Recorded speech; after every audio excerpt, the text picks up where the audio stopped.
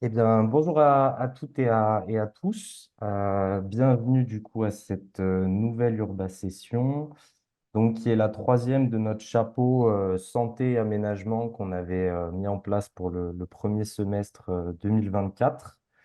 La session du jour traitera des sujets de végétalisation et de désimperméabilisation. J'en profite pour rappeler du coup que ce trio de webinaires a été organisé Je le suis noté. exceptionnellement en partenariat avec les délégations territoriales de la Drôme et de l'Ardèche de l'Agence régionale de santé et puis en partenariat avec le CAUE de la Drôme, ce qui nous vaut le plaisir d'avoir des élus et des techniciens drômois avec nous ce soir. Donc aujourd'hui, on a un programme un peu dense. On aura trois interventions. Une première intervention de Corinne Bourgerie, qui est ingénieure agronome, expert en arboriculture ornementale, qui nous fera le point un petit peu sur la place des arbres en ville et notamment comment en prendre soin, comment les bichonner. On aura ensuite Jules Abel qui nous parlera des accompagnements possibles pour désimperméabiliser et végétaliser sa cour d'école. Donc Jules, il est paysagiste concepteur au CLUE de l'Ardèche. Et puis, à la moitié à peu près de l'Urba Session, on aura un retour d'expérience sur le projet de réaménagement de la cour d'école qui a eu lieu sur la commune de Cornas. Et donc ça, ce sera réalisé par Monsieur Lafage, qui est le maire de Cornas, et puis Madame Ameslan, qui est designeuse et qui a accompagné la commune dans ses travaux. Bonjour tout le monde. Alors, j'ai essayé de respecter la consigne, c'est de vous faire plutôt un exposé, on va dire une grosse introduction au sujet, mais qui évidemment laisserait comme ça pas mal de possibilités à vos questions. Et j'y tiens beaucoup, parce que je ne peux pas évidemment tout détailler dans cette présentation qui se veut un peu complète, mais avec plein d'insuffisances, j'en ai bien conscience. Alors, donc, mon sujet que je défends depuis tellement d'années, c'est effectivement comment avoir de beaux arbres, mais aussi avec tout ce qu'on en attend dans nos villes et dans nos bourgs. Alors, là, donc voilà, l'image un petit peu idyllique qu'on aimerait bien avoir de partout. Les cafés, on est dans des régions du sud, on aime les arbres, on en a besoin. Et ce que je voudrais déjà, et je sais à qui je pense m'adresser, c'est-à-dire beaucoup de gens des services, des professionnels, des élus, c'est que pour avoir cette image un petit peu idyllique, ben, ça ne se fait pas sans rien et ça ne se fait pas sans gestion du quotidien. Alors, progressivement, on va y venir, je vais vous y amener. Bien sûr que ce n'est pas aujourd'hui que je vais tout vous détailler de comment on va tailler la petite branche de l'extrémité, mais je peux vous y répondre quand même.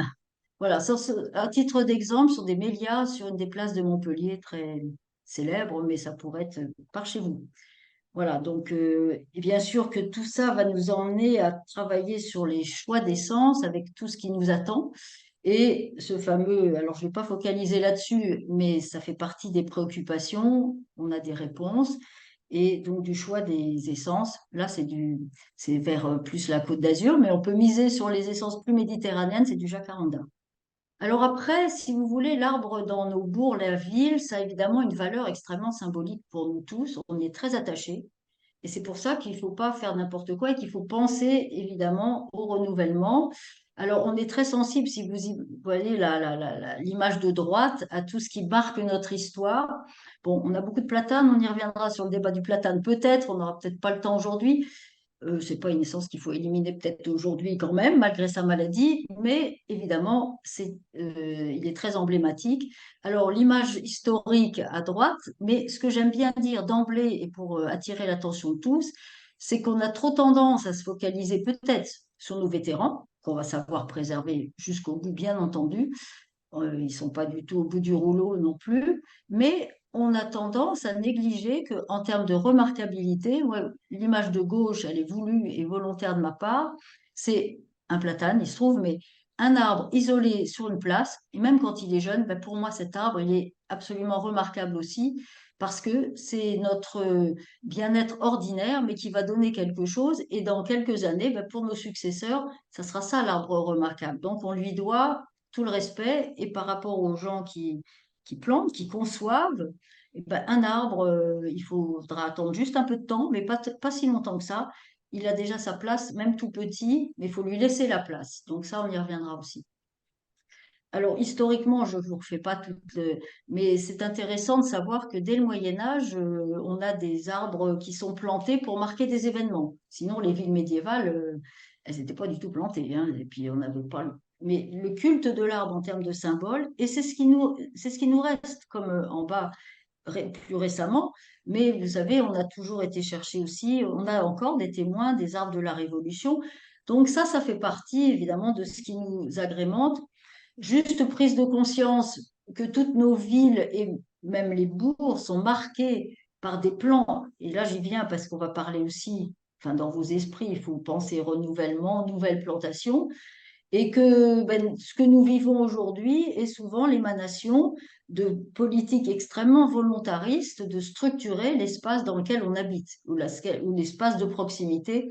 Alors là, j'ai une image célèbre, hein, évidemment le canal du Midi ou pas loin, mais ce qui m'intéresse, c'est de vous sensibiliser à ça, que ben, c'est pas né non plus du hasard. C'était des, bon, c'est dit comme ça, plans d'embellissement et on a encore beaucoup à faire. Maintenant, on dirait trame verte, trame bleue, hein, des choses comme ça, mais c'est l'équivalent, il faut y penser. Et justement, on a un peu perdu beaucoup de choses et l'avènement de la tronçonneuse des années 50, voire un peu plus, a fait pas que du bien dans le sens où eh ben, enlever un arbre, c'était facile, hein, et comme on avait beaucoup de préoccupations, les années, alors les plus jeunes, 30 glorieuses, ça leur dit moins, les plus anciens, ben, ils s'en souviennent, peut-être plus, moi je reste dans les anciens là, hein, faut bien le dire. Mais voilà, donc il a fallu pallier évidemment à des manques de logement. Donc c'est notre urbanisme un peu galopant qui a oublié un petit peu des choses. Alors vous avez une image qui est intéressante à comparer. Heureusement, donc nous sommes dans une autre vague maintenant, par nécessité aussi, parce qu'on se rend compte de nos impasses en ville et de vie en ville avec les fameuses chaleurs qui se révèlent, mais c'est pas d'hier, hein. Donc là, Avignon, je pense que certains connaissent, c'est pas si loin, c'est emblématique en plus. Les remparts, vous voyez, 96, ben, on a tout oublié au nom de construire. Et ben, grâce à beaucoup de cheminement et des politiques un peu volontaires maintenant, la même image, hein, c'est exactement la même, hein, en 2022, où on a repensé complètement l'aspect urbain, on a un peu viré la voiture, faut le dire, ça fait partie de tout, hein. L'arbre n'est qu'un élément, enfin, c'est un élément fort, mais il faut lui donner de la place, et ça veut dire qu'il faut reconsidérer beaucoup de nos déplacements et notre façon de développer la ville ou le bourg, hein. Donc voilà. Oui, alors nos arbres, qui sont de véritables compagnons, mais évidemment, on a l'impression qu'un arbre, bah, c'est solide. Non, non, bah, c'est tout aussi fragile que nous, hein, et puis nous, on est peu de choses, hein. On voit qu'on tombe, on se fait mal. Et un arbre, lui, il tombera pas si facilement, mais on fait tout pour qu'il tombe d'ailleurs, alors qu'il est normalement bien ancré. Et pourquoi, alors pourquoi tant de haine?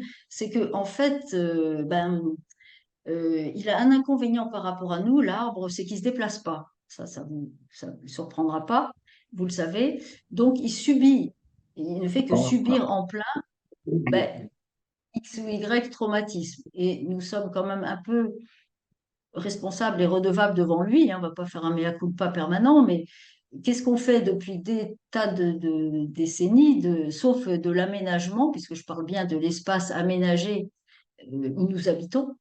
Et on a un peu oublié que ben, ces êtres vivants, on ne pouvait pas y faire n'importe quoi et on ne pouvait pas leur enlever à la fois les racines, les branches, et puis donc les couper enfin, au niveau de l'alimentation. Et le nerf de la guerre, c'est quand même l'eau, donc d'où ben, on se rend compte que l'imperméabilisation ne va jamais aller dans le bon sens, même si ça alimente aussi beaucoup par les circulations d'eau souterraine. Et que du coup, faut pas s'affoler, enfin, faut pas s'affoler, s'il faut s'affoler peut-être, mais il faut pas s'étonner de voir les images du haut où, bah, suite à ça, alors on fait venir des gens comme moi, hein, bah, faites-nous le diagnostic, qu'est-ce qui se passe? Et on est très embêté. C'est pas forcément notre fait de la génération qui va constater le problème, mais ça peut remonter bien en arrière, mais des arbres dépérissant et de façon devenant totalement irréversible. Donc, qu'est-ce qu'on peut faire? les préserver, mais on fera pas, si le dépérissement est très installé, on ne fera pas revenir des morts en sursis, on va dire comme ça. Par contre, préventivement, on aurait peut-être pu faire quelque chose pour éviter les dégâts sources de ce fameux dépérissement. Vous avez une image en bas, par exemple, à gauche, oui, je dis bien. Oh, ben, c'est pas très loin de certains qui sont du sud Ardèche. Oh, il faut franchir un peu les frontières. C'est dans le Gard. Elle est super connue comme commune. J'ai eu à travailler sur le diagnostic des arbres il y a bien des années. On la nomme, paraît-il, j'ai appris la petite Venise du Gard, c'est Goudargue, donc ça, certains connaissent, où il y avait un projet de requalification. Premier élément, c'était de faire dans quel état sont les arbres, est-ce qu'on va pouvoir les garder, parce qu'il y a une image comme celle d'à côté, c'est un des arbres de là-bas, mais je pourrais l'avoir prise en pas mal d'endroits de France, je pense, où ben, il y a eu des dégâts parce qu'il y a eu des blessures aux pieds, etc. Donc après, grosse interrogation, ce sont les vôtres tous les jours. Est-ce que mon arbre est dangereux? Est-ce qu'il va tomber? C'est pas si sûr que ça non plus, hein, rassurez-vous. Il y a pas... Mais est-ce qu'il dépérit, il va dépérir? Or, j'en viens à ça, et c'est là où on va voir tous les services qui nous rendent. Mais Goudargue, sans ses platanes, ça pourrait être une autre essence renouvelée, mais ces platanes adultes là aujourd'hui qui font l'ombrage, bah, les cafés, vous n'avez plus envie d'y aller, quoi. Hein. Et c'est donc tout l'enjeu de notre bien-être d'habitants et la carte à valoriser, puisque c'est quand même un gros enjeu touristique et s'il n'y a plus d'arbres, ça sera absolument irrespirable. Alors maintenant, euh, la- l'aspect, je sais que je m'adresse, paraît-il, d'après la liste, on m'a dit qu'il y a pas mal d'entre vous qui sont aussi des personnes techniciennes, si je peux dire, je globalise, hein, quel que soit leur travail au quotidien, mais je m'adresse beaucoup à eux aussi en prise de décision. Bon, les élus ne sont pas neutres là-dedans. C'est que à force d'avoir nos peurs, de ne pas trop savoir, on a eu de très mauvaises pratiques. Et pourquoi donc pas de meilleurs égards? Vous avez l'exemple typique de ce qu'on fait à droite, c'est-à-dire qu'au nom de, des fois, on ne sait plus très bien quoi, hein, à part de l'habitude, eh ben, on va raccourcir drastiquement des arbres. Alors, et quelque part, hélas, le platane est victime de sa robustesse parce que vous faites la moitié des choses que l'on arrive à faire subir au platane et qui s'en remet de façon assez enfin miraculeuse, non, mais il a des ressources que les autres essences n'ont pas. Vous faites ça à un chêne, je veux dire, le chêne, il a crevé depuis belle lurette, par exemple, je cite globalement. Alors voilà, donc il faut bien avoir en conscience que c'est nous hein, qui amenons à des problématiques qu'on pourrait ne pas avoir si on ne les blessait pas, si on ne faisait pas des tailles abusives, si on préservait leurs racines. Ça va être notre rôle hein, aussi. Voilà, donc qu'est-ce qu'on veut? Des paysages pour nous, avec des arbres développés qui nous apportent tous les services attendus, ou eh ben, au nom des fois d'un excessivement de risques mal mesurés, on en fait ce qu'ils vont avoir du mal à supporter. Alors voilà, ça c'est peut-être l'élément essentiel sur lequel vous aurez des questions. Je m'y appesantirai, mais je vais aller un petit peu jusqu'au bout pour encore deux, trois idées forces. Mais c'est ça qu'il faut peut-être bien avoir en tête, c'est que c'est devenu, j'aime pas bien l'expression parce qu'on a l'impression que c'est des objets, pas du tout. C'est des êtres vivants qui ont leur utilité et qui sont nos compagnons au sens où nous, c'est nous qui en attendons beaucoup, mais eux, ils existaient bien avant nous. Donc, pour en avoir les bienfaits que l'on en attend, à nous de les respecter, mais de bien les implanter. Donc, toute la méthode de savoir comment les agencer et surtout leur donner du sol, parce que l'arbre sans sol, il ne poussera pas. Il ne rendra pas tous ses services. Alors, ce sont des éléments essentiels. C'est évident qu'ils nous apportent, ce sont des supports de biodiversité, pas que tout seul, hein. La strate arbustive, tout ce qui se passe au sol est évidemment hyper important. Alors, après, quel est leur intérêt dans tout le contexte qui nous traumatise un peu en ce moment, puisque nous sommes en pleine transition, en évolution, avec des réchauffements très importants qui reconsidèrent la question de comment on habite et comment on est à l'abri de la chaleur excessive. Alors, effectivement, ils ont ce rôle de bioclimatiseur. J'en profite pour insister, parce que ça reviendra toujours, et dans vos questions, c'est qu'attention, bioclimatiseur, c'est aussi un besoin d'ombrager et d'avoir des houppiers développés. Donc, je reviendrai par rapport à tout ce concept de planter très très dense des strates arbustives, très bien, mais ça fait pas non plus la même chose de tout ce qu'on attend d'un arbre qui a tout son développement. Il faudrait y réfléchir. Après, quand on dit arbre, je réinsiste, ça veut dire qu'il faut que l'on ait du sol. Et dans la ville, ce qui manque aujourd'hui, c'est qu'on a oublié ça. C'est pas que des pots de fleurs à mettre, hein, ça ne va pas faire des arbres, ça. Après, ils nous apportent ben, tout ce que vous savez aussi. On peut lutter contre certains aspects de pollution grâce à eux, donc un air meilleur pour nous. Et puis, alors je m'adresse beaucoup aux aménageurs, enfin aux aménageurs, aux décideurs des différents quartiers. Il y a un véritable lien social à instaurer, à garder avec ça pour des liaisons et simplement de la convivialité, hein, n'oublions pas. Alors voilà, donc je poursuis quelques. Alors vous savez tous comment ça fonctionne, mais c'est pour ça qu'ils sont fragiles. N'oubliez jamais que les tissus conducteurs, ils sont juste sous l'écorce. Donc vous faites une blessure, on entame quelque chose de vital et qui peut transmettre toutes les pathologies possibles. Donc dès que vous faites une plaie, vous ouvrez quelque chose qui est une porte ouverte à des pathogènes. Donc là, juste une prise de conscience sur un dessin qui n'est pas neutre. Les racines, ça c'est une question qui m'est excessivement souvent posée, mais par rapport aux personnes qui travaillent l'espace alentour d'arbres qui existent, qu'ils soient jeunes ou vieux, et n'oubliez pas que le développement des racines est très latéral quand même, et comme elles ont besoin aussi d'oxygène et de milieux aérés, même en ville, hein, de partout, pour se développer, le maximum de tissu racinaire est dans les 50 premiers centimètres du sol, hein. Donc, vous voyez que si on veut faire de l'espace disponible pour l'expansion racinaire, il faut aussi des espaces très en continu, larges. Et bon, et décompactés déjà sur 1 mètre, mais ils ne vont pas les chercher à 3 4 mètres, sauf exceptionnellement une racine, hein.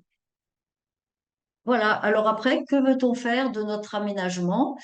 Des pots, oui, ça va pas aller très loin comme développement. N'oubliez pas les canopées qui nous font, dont on attend beaucoup, ben, c'est pas les 3 oliviers récupérés malheureux qui vont nous les apporter. Et ça veut dire qu'il faut donc quelque part où planter. Alors pareil, tout le sujet, faut-il aller transplanter parce qu'on veut que ça soit beau, beau et encore des anciens qu'on va aller chercher, vous savez comme moi d'où ça vient, les fins fonds d'Espagne qu'on va détruire aussi et spolier complètement pour aller remettre ça où? Est-ce qu'il ne vaut pas mieux ben, planter des jeunes qui, eux, vont se développer assez rapidement? Je vous laisse à votre réflexion, on a des réponses. J'insiste beaucoup, et dans notre contexte, et je m'adresse à des gens aussi de la technique, là, qui sont planteurs, renouveleurs, tout ce que vous voulez, en ville et dans les bourgs, dans les zones qui sont bien agglomérées, n'hésitons pas là aussi à planter jeune parce qu'on va avoir de moins en moins d'eau au bon moment. Donc la garantie de reprise, enfin la garantie pas au sens des entreprises missionnées, j'entends s'assurer d'une bonne reprise, ça va être de limiter les apports en eau, mais une plante jeune a toute capacité à se développer. Et j'insiste un peu auprès de tous, il faut le faire savoir aussi, il faut savoir attendre. Le temps des arbres n'est pas tout à fait le nôtre. Même les essences à croissance rapide, elles viendront avec le temps et vous avez un paysage qui se construit rapidement. Et il n'y a rien de plus intéressant que de voir un arbre croître plutôt que d'avoir des petits vieux qui vont arriver tout installés mais qui bougeront plus et qui auront toutes les difficultés de reprise.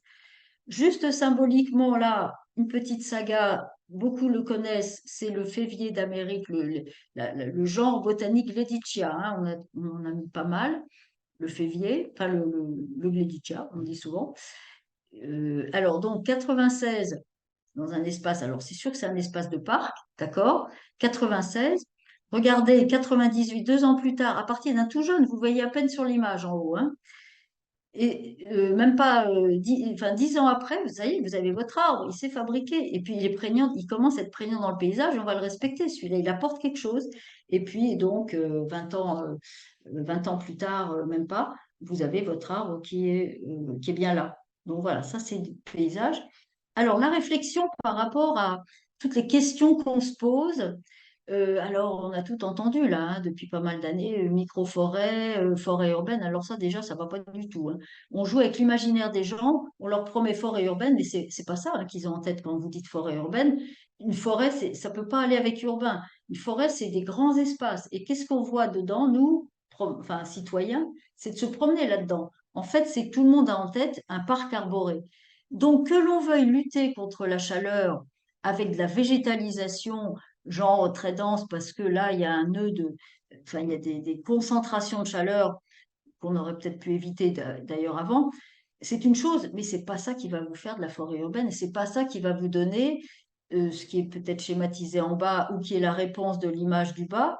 C'est-à-dire que là, on réfléchit, je m'adresse pas mal aux concepteurs, mais à tous les projets aussi, même faits en régie, en interne, dans les bourgs, etc. C'est que réfléchissons, qu'est-ce qu'on veut? Des arbres qui vont se développer, qui vont donner un espace convivial, ou répondre à des problématiques de chaleur, où il n'y aura peut-être pas que cette réponse végétale non plus. L'un n'est pas antinomique de l'autre, mais c'est pas le même rendu et c'est pas le même rêve euh, pour le bien-être des gens. Vous voyez ce que je veux dire? Il ne faut pas tromper le monde avec ça. Après, donc j'en reviens à ça, un petit peu la synthèse ouvrant à vos questions avec deux, trois images après pour leur donner vie à tout ça. C'est que oui, enfin, non, on ne peut pas vivre sans arbres. Ça, je pense que maintenant, avec les chaleurs qu'on a eues, ça, tout le monde en a pris conscience. Il y a 10 ans, c'était moins évident déjà, mais ça y est. Donc, avec tout ce qu'il nous apporte, ça, on l'a dit et je ne le répète pas trop. Mais surtout maintenant, la problématique, et c'est la question qui est retournée tout le temps, faut pas non plus être traumatisé les essences. Le choix des essences, ça fait longtemps que c'est un sujet, mais le choix des essences, ça se fait pas n'importe comment. C'est adapté, bien sûr, au climat, à nos sols qui vont vers des sols de plus en plus secs. Bon, on a des arbres qui sont, je vous prends, je pense que beaucoup connaissent ici, bon, le micocoulier, on le connaît, il est très résistant, mais le sophora, c'est des arbres très résistants, mais j'insiste aussi beaucoup, c'est pas que ça qui doit nous mener. Des essences résistantes à la sécheresse, on en aura, on en trouvera. Mais c'est toute l'arboriculture urbaine qui va avec, c'est-à-dire c'est qu'ils aient du sol et qu'on les plante correctement au bon moment. Et si on ne respecte pas ça, vous aurez beau changer d'essence et tout ça, les vraies problématiques qu'on a, c'est ce qui claque aujourd'hui, c'est que c'était déjà pas bien planté, si vous voulez. Donc ça n'avait déjà pas d'avenir. C'était des jeunes, enfin des sujets pas vigoureux au départ parce que pas bien produits aussi, ça existe, les mauvaises pépinières, je suis désolée, il y a des très bonnes, mais il y a des très mauvaises. Donc choisissez vos plants, c'est tout un dialogue avec la pépinière, le producteur. Et plantez jeune pour donner de la chance. Déjà, il y a un plant vigoureux, lui, il va résister aux aléas. Et donc, le choix des essences ne s'arrête pas. C'est une vraie réflexion. Je ne vais pas vous dire, allez planter du tilleul, machin, ou du chêne truc aujourd'hui. Il y a des solutions, mais dans quel espace et qu'est-ce qu'on veut rendre à terme? Donc, ça, c'est tout le travail. Il y a des paysagistes parmi vous. Bah, c'est ça qu'on attend aussi des concepteurs, c'est d'avoir un dessin et une intention. Est-ce qu'on fait un bosquet? Est-ce qu'on fait un arbre tous les alignements? Est-ce que, vous voyez, il y a plein de réponses, mais il faut savoir dans quel projet ça s'insère. Alors, juste pour quelques images, et puis après, c'est vous qui avez la parole. Donc, il ne faut pas négliger aussi qu'on a de l'existant, donc tout l'aspect, ben, c'est pas que je vende mes services, ça je m'en fous, moi ça y est, mais c'est que il faut avoir un diagnostic de l'existant. Est-ce qu'il a de la qualité d'avenir? Et à ce moment-là, on se donne les moyens de le préserver. Donc, j'en viens au chantier. Attention, là, s'il y a parmi vous des maîtres d'œuvre, des décideurs, les CCTP, ils doivent être impeccables, mais ils doivent surtout être respectés. Parce qu'il suffit pas de dire, vous voyez, une image un peu déplorable en bas à gauche. Ok, on a eu une bonne intention, mais il y a belle lurette que la barrière, elle n'a pas été faite suffisamment dure. Le moindre coup de pelle, ça y est, ben, on a beau avoir mis quelque chose autour du tronc pour le protéger, c'est pas respecté par. Alors, je jette pas la pierre à l'entreprise, mais il faut faire respecter ça, sinon ils sont déjà foutus quand même. Alors, un bel exemple, parce qu'il faut être positif dans la vie et on y arrive, bon, c'est une place renommée, place Bellecour à Lyon, mais si vous voulez, ça va vous donner un peu l'idée générale. Des platanes, il y avait la grave problématique du chanvre coloré. la maladie, hein. On ne va pas s'étendre aujourd'hui peut-être dessus, mais on sait aussi à quoi s'en tenir. Donc, une réflexion totale de la place avec les concepteurs et un changement d'essence voulu, un travail du sol correct. Enfin, la méthode était bien menée. Et pour vous citer, puisqu'on cherche toujours des essences, alors là, on a beaucoup d'espoir, c'est vrai, sur la gamme des chênes, parce que le platane a un autre avantage, c'est que c'est un arbre de grand développement. On n'a pas beaucoup il y a pas grand-chose d'équivalent. Il a beaucoup de qualités, hein, mine de rien. Donc on peut quand même bien les préserver encore. Et donc le chêne céris, le chêne chevelu, fait partie d'une gamme de chênes dont on espère, enfin, il supporte mieux la sécheresse. Donc on fait un peu monter les chênes méditerranéens, on va dire, plus du sud. Mais le chêne pubescent est excellent, hein, on en a beaucoup dans le sud et il est parfait. Alors voilà, donc la réflexion de la plantation. Et voyez, il y a ces datés, vous l'aurez. Alors 2008, ben, on avait l'ancienne place. Bon, un projet courageux à mettre en place, à former, tout ça. 2009, on fait dans les bonnes règles de l'art. On plante pas trop vieux quand même, bien comme il faut. Et 2020, vous voyez que le paysage n'est pas négligeable et vous avez des chênes qui répondent déjà un peu aux attentes de tout le monde. Voilà. Alors la désimperméabilisation, on va en parler abondamment. La végétalisation, je n'y reviens pas, il y aura des bons exemples. C'est un exemple à Angers qui marche bien. Voilà, ben, on rêve tous de ça. Non, vous ne seriez pas content d'avoir ça? Bon, ben ça se travaille, ça peut se construire, donc il ne faut pas le négliger. Et ça se construit dès que possible en plantant jeunes, pas loin des vieux que l'on respecte. Voilà. Donc je suis prête à répondre à vos petites questions maintenant avec plaisir. Et sinon, il y avait une remarque sur le chat au début qui signalait qu'en fait, bah, les photos étaient beaucoup des photos, des images en fait urbaines de villes. Mais du coup, je pense que c'est Jérôme Damour, ce qui a marqué, que c'est moi qui l'ai marqué, mais ça doit être Jérôme Damour, je pense, mon directeur, qui a marqué que les problématiques en fait semblent bien comparables à bien des égards, que ce soit urbain comme ruralité, que les arbres se retrouvent souvent bah, avec du bitume bah, au pied des troncs, encerclés, qu'il y a l'entretien ou la taille qui est inadaptée, etc., etc. Donc voilà pour la petite remarque, la petite réponse qu'il y a eu sur le Enfin, on chat. peut. Enfin, je ne sais pas si je peux dire juste un commentaire pour la personne qui disait, bah oui, mais dans nos bourgs, on est loin que ça. Alors, vous avez les espaces ruraux où là, on est dans des logiques, mais on peut parler de ça, l'arbre et la haie, je peux vous en faire une diatribe, mais c'est la même problématique quand même, hein, de choisir correctement les associations végétales, qu'est-ce qu'on réserve comme sol, et après qu'on n'y fasse pas n'importe quoi et qu'on plante jeune, hein, c'est enfin les messages.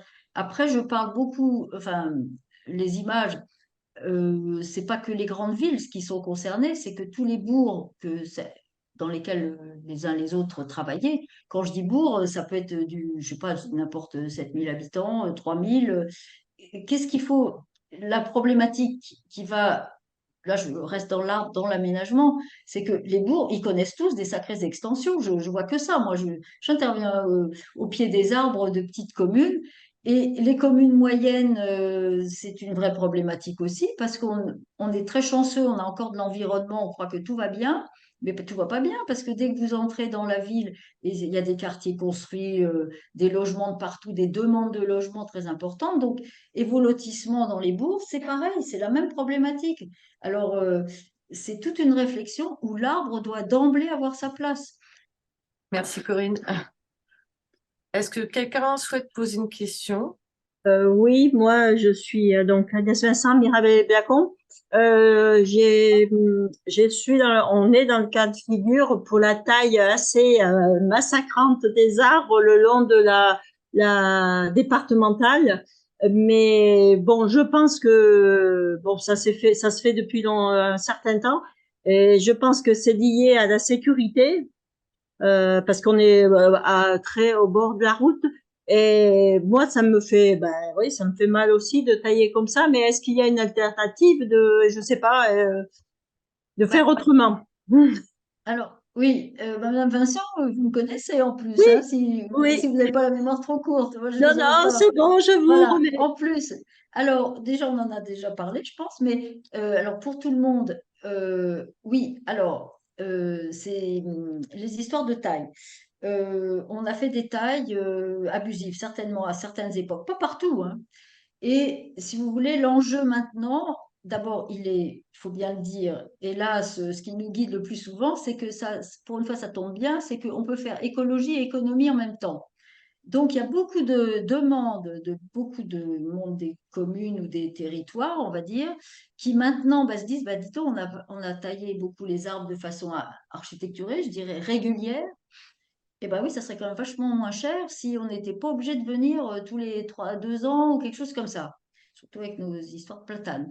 Donc voilà, partant de ça, la vraie difficulté, c'est que on a façonné des êtres vivants d'une certaine façon et on les a habitués, ils se sont stabilisés d'une certaine façon. Après, tout dépend, donc c'est une question de diagnostic, on ne peut pas, je mesure un peu mes mots, ne prenez pas à l'emporte-pièce parce que enfin, ce que je dis n'est pas faux, mais il faudra le relativiser dans vos contextes. Toutes les essences ne réagissent pas pareil et surtout dans quel état elles sont aujourd'hui au niveau de ce qui va nous préoccuper, la solidité. Parce que après, il y a une question, et c'est vous tous les décideurs, les responsables de quelque chose, c'est que, qui nous sollicitons, qui nous appellent beaucoup, c'est la première entrée, c'est est-ce que mon arbre est dangereux? Parce que j'en suis responsable si quelque chose claque. Donc, il y a cet aspect-là, c'est qu'une fois qu'on a bien taillé court régulièrement, dans quel état sont les têtes de coupe? Je schématise un peu, hein. Est-ce qu'elles vont être capables de supporter des nouveaux rejets qui feraient de pouvoir redonner des houppiers en forme pseudo-libre? Donc, il y a des réponses possibles, un peu au cas par cas.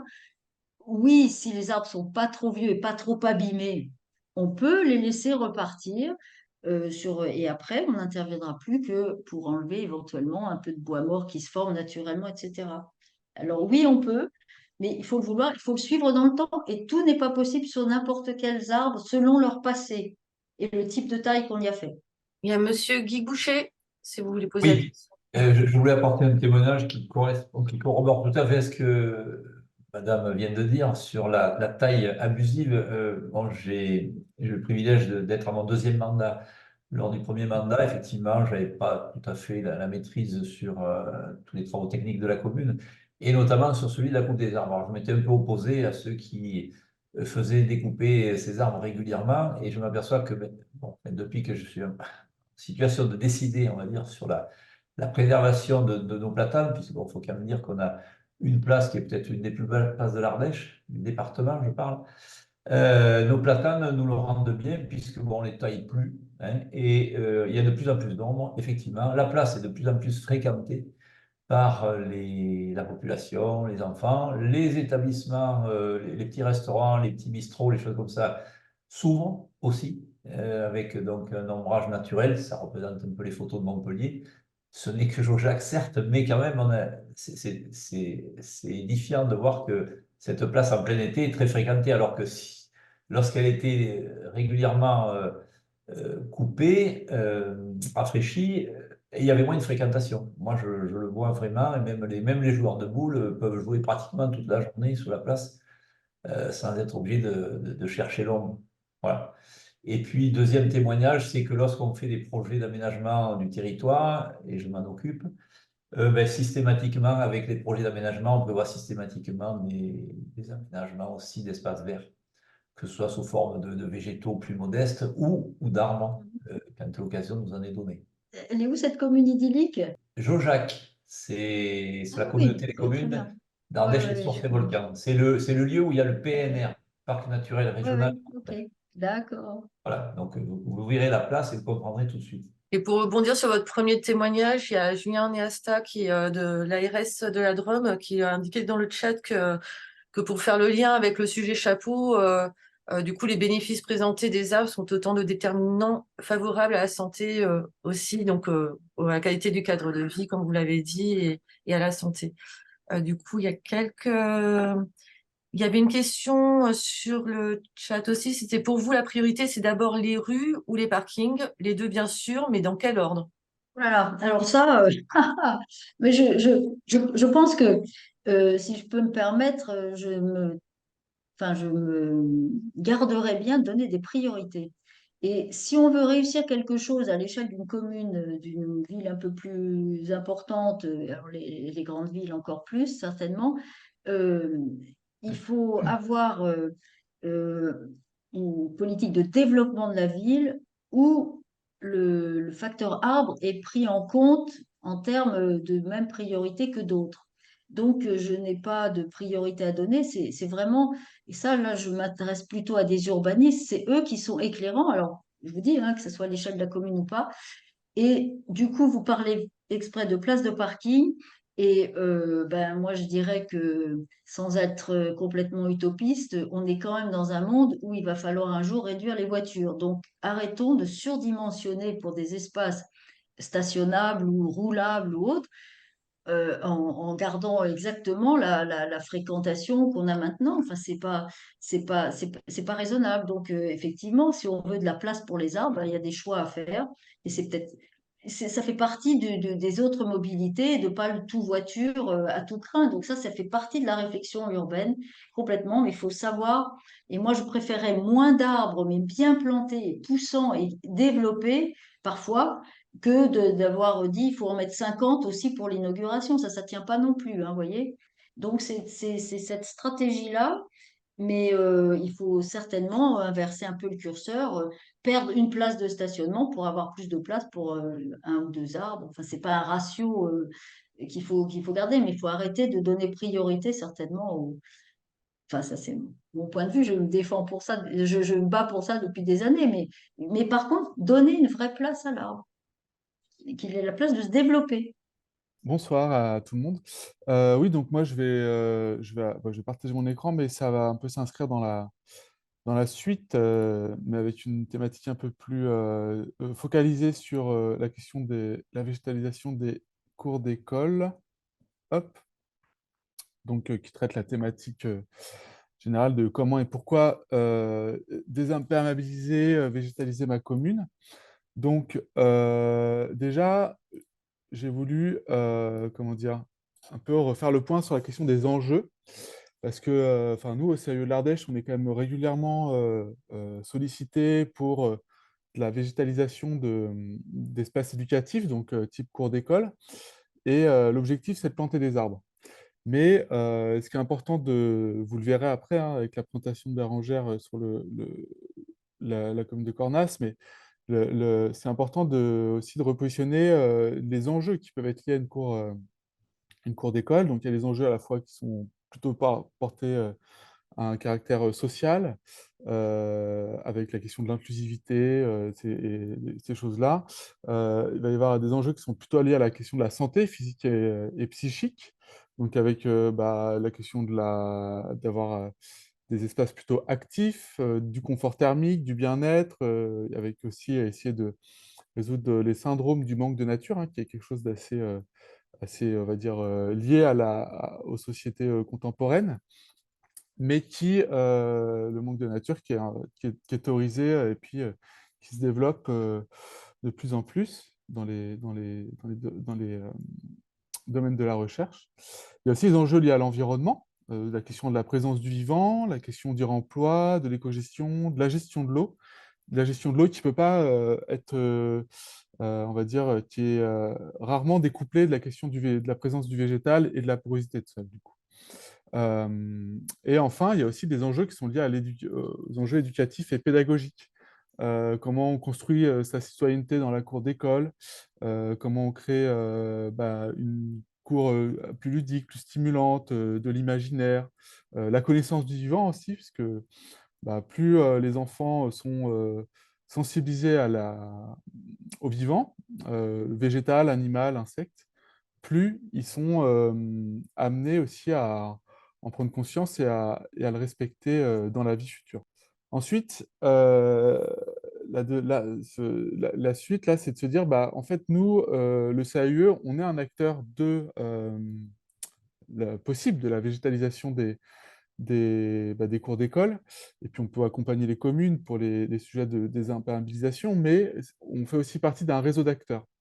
Et ce réseau d'acteurs, il est important que, voilà, c'est très synthétique la manière dont je vous le présente, mais c'est important de montrer qu'on est, au niveau départemental, il y a énormément de structures, à la fois de structures de l'État, comme la DDT, comme l'Agence régionale de santé, des structures de l'État aussi liées à l'éducation nationale, comme le réseau Canopé ou la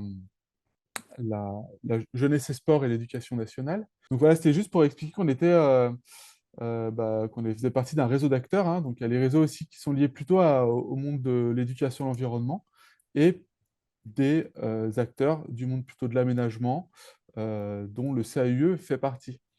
Voilà, aujourd'hui, on se réunit une fois tous les 2 mois pour échanger autour de ces questions-là, de la végétalisation des lieux éducatifs, et essayer de mettre en commun et de proposer des accompagnements, on va dire en collectif, quoi, à plusieurs entités. Donc là, on va rentrer en phase expérimentale sur les prochains mois, peut-être plutôt sur fin 2024, début 2025. Euh, voilà, un peu vous montrer un peu le panel des acteurs qui peuvent être sollicités. Et on a une adresse que je mets en haut à droite, hein, qui est une adresse commune. Comme ça, tout le monde est un peu. C'est un peu une sorte de guichet unique. Enfin, comment on entre en action? Donc ça, c'est des choses qui peuvent aussi qui questionnent de nombreux élus, aussi des nombreux enseignants. Euh, Déjà, la première étape, ça va être la question de définir une ambition de projet collective. Donc ça, on va dire les deux acteurs concernés, ça va être plutôt la collectivité et l'école, qui vont essayer de définir une ambition commune, qui vont essayer d'avoir une voilà, précision de la commande. Et à ce moment-là, il va rencontrer le CAUE qui va évaluer les besoins.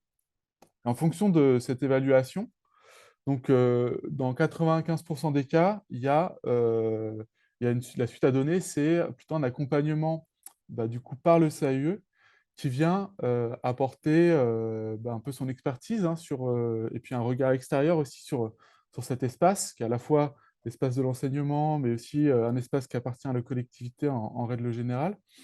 Et du coup, on vient proposer un état des lieux, redéfinition des enjeux de manière un peu plus précise. Et puis, on vient proposer un programme illustré qui permet à chacun et puis à la collectivité derrière d'avoir un arbitrage. À cette étape-là, il y a aussi une sollicitation via une démarche participative qui est possible pour connaître les besoins.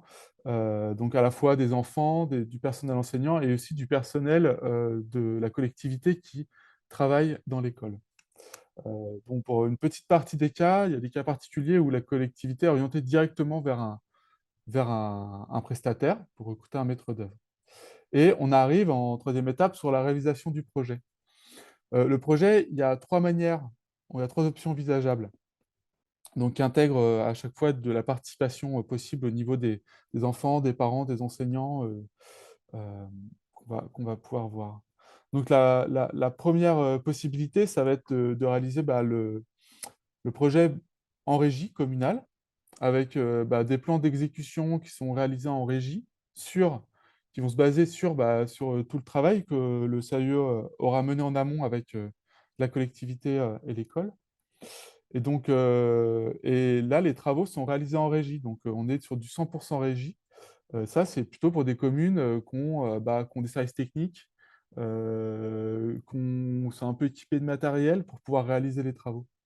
Et donc, à la manœuvre, on a plutôt la collectivité avec le CAUE et l'école qui peut être là présente de manière intermittente et plutôt en suivi. Pardon. En deuxième possibilité, on va avoir la- l'accompagnement, du coup, la réalisation du projet en régie, mais accompagné par un maître d'œuvre. Donc, c'est-à-dire le maître d'œuvre va apporter une expertise technique de l'aménagement et la réalisation des travaux va plutôt être portée par des services techniques ou des marchés à bon de commande. Euh, En dernière possibilité, on va avoir plutôt une réalisation du projet qui va être réalisée par des entreprises. Donc, un plan d'exécution, des plans d'exécution réalisés par le maître d'œuvre et une réalisation des travaux par les entreprises via des marchés. Donc là, le pilotage, il va être plutôt réalisé par le maître d'œuvre. Euh, voilà. Il me semble que c'est terminé. J'ai essayé d'être assez rapide, mais bon, c'est vrai que c'est un sujet assez riche qui pose pas mal de questions, donc je suis prêt à répondre à vos questions. Et ta présentation fait en effet le lien avec l'intervention qui va arriver après sur la partie notamment maîtrise d'œuvre sur la commune, sur l'exemple de Cornas. Exactement, voilà. Vous verrez la commune de Cornas qui va aussi vous montrer une illustration de ce qui est possible de faire dans sa diversité, avec l'approche participative, la question des travaux et des subventions. Donc, bonjour à toutes et à tous. Donc, je me présente, je suis Bérangère Amélan, je suis designer et je suis spécialisée en démarche participative. J'interviens principalement pour des aménagements d'espace intérieurs et extérieurs. Et je travaille notamment donc, dans le sujet qui nous intéresse aujourd'hui sur des réaménagements, des végétalisations de cours d'école et des cours de collège. Donc je suis basée dans la Drôme, dans le Royan et j'interviens principalement en Drôme, en Isère et en Ardèche. Et je vais donner la parole à Stéphane Lafage, qui est normalement avec nous. Oui, bonjour à tous. Je me suis joint à vous un petit peu tardivement. Euh, oui, donc je suis le maire de Cornas depuis 2020, engagé sur la commune depuis, comme vous pouvez le lire, depuis 2008, dans une démarche écologique. La commune de Cornas, c'est une commune très agricole, très empreinte de pratiques agricoles, on va dire, en pleine évolution aussi. Et on a essayé de mettre en place pas mal de petites choses pour développer la végétalisation dans le village, l'extinction des lumières nocturnes assez récemment, et puis voilà, l'arrêt des traitements. Enfin voilà, c'est une démarche globale et qui a vu la réalisation de ce projet tout récemment et qui est encore en pleine croissance, on va dire. Du coup, si on peut revenir, Stéphane, sur le point de départ du projet, qui est quand même assez représentatif d'une problématique liée à l'inconfort et à la chaleur. Si tu peux revenir. Oui, effectivement, depuis 2-3 ans, on constatait du mois de mai au mois de septembre, en fait, un inconfort important, que ce soit à l'intérieur des salles de classe ou dans la cour. Et on en était arrivé à des extrémités assez folles, qui étaient à 5 heures du matin d'arroser la cour pour que l'évaporation du début de matinée crée un peu de fraîcheur. On a Partant de ce constat, on a essayé de mener plusieurs actions. La première, on l'aperçoit un petit peu sur l'image là, c'est de mettre des ombrières sur chacune des ouvertures pour éviter que la chaleur ne pénètre directement dans les locaux. Et puis ensuite, on s'est dit qu'il fallait aller plus loin et qu'il fallait végétaliser, retirer ce goudron qui était vraiment une pompe à chaleur, en fait, hein, qui accumulait beaucoup de chaleur et qui créait vraiment des moments de très grand inconfort dans notre cours. Donc nous nous sommes à ce moment-là rapprochés du CAUE et puis par la suite des services de Bérangère. Du coup, pour repartir sur cette présentation du projet de l'école de Cornas, je vous propose de prendre un peu de hauteur et de se poser la question, en fait, une cour d'école, qu'est-ce que c'est? On peut définir une cour d'école comme un espace extérieur dans lequel évoluent les enfants pendant une bonne partie de la journée, puisqu'il y a à la fois les temps de récréation, donc matin et après-midi, le temps de la pause méridienne, sur laquelle les enfants peuvent être jusqu'à 1h30 dans la cour de récréation, et parfois aussi les temps périscolaires du matin et du soir. Il faut aussi se remettre en tête que l'école, c'est vraiment un lieu central dans la vie des enfants, puisqu'ils y passent 4 jours par semaine, parfois même plus quand le périscolaire, pas, pardon, les centres de loisirs sont à l'intérieur de l'école. Mais en tout cas, en temps scolaire, il y a en fait le temps scolaire encadré dans l'école, et il y a aussi le temps de récréation, et qui est un temps surveillé pour le coup, mais pas encadré. Et même si l'école en fait est un lieu associé à l'idée des apprentissages scolaires, c'est aussi un espace où les élèves apprennent entre eux, et notamment pendant les temps de récréation. Du coup, les temps de récréation, on peut se dire que c'est des temps qui permettent aux enfants d'expérimenter la vie en société, puisqu'ils ont l'initiative de leurs activités et ils vont investir en fait leur jeu de valeurs et de règles qu'ils reprennent souvent des adultes en les adaptant à leur situation, à leurs envies. Aujourd'hui, les cours d'école, le plus souvent, elles ressemblent à ça. Donc, à gauche, c'est l'image d'une cour d'école maternelle. En maternelle, on a souvent des structures de jeu dans les cours, des engins roulants, des vélos, des trottinettes et également, de façon assez récurrente, des bacs à sable. Et en élémentaire, les équipements se raréfient. Hem, on a de plus en plus des espaces, bitumés, avec des marquages au sol pour des jeux, de sport collectif.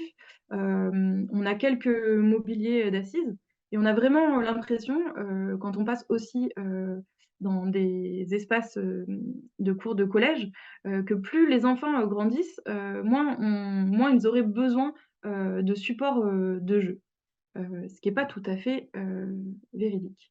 Ici, vous voyez, à l'image, la partie la plus large, de la cour de Cornas avant les travaux, qui était, en fait, au centre de la cour, on avait 2 terrains de sport collectif, entièrement bitumés. Donc c'est cette cour qui pouvait être, arrosée au moment des fortes chaleurs pour, pouvoir essayer de rafraîchir un peu les espaces pour le reste, de la journée.